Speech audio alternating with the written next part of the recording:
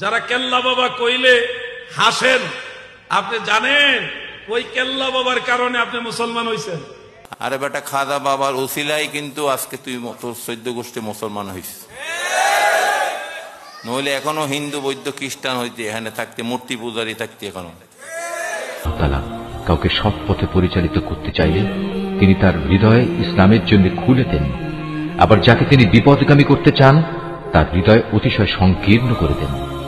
তার ইসলামের অনুসরণ হয় এমন যেন কোনো একজন ব্যক্তি আকাশে চড়তে চাইছে, আর যারা আল্লাহর উপর বিশ্বাস করে না, আল্লাহ তাআলা এভাবেই তাদের উপর অপমানজনক এক লাঞ্ছনা ও নাপাকি ছেয়ে দেন।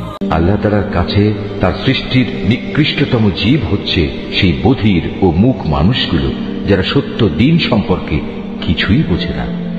আল্লাহ তাআলা যদি জানতেন এদের ভেতর সামান্য কোনো ভালো গুণও অবশিষ্ট আছে, তাহলে তিনি তাদের অবশ্যই হিদায়াতের কথা শোনাতেন। অবশ্য তিনি তাদের শোনালেও তারা তাকে উপেক্ষাই করত এবং অন্যদিকে ফিরে যেত।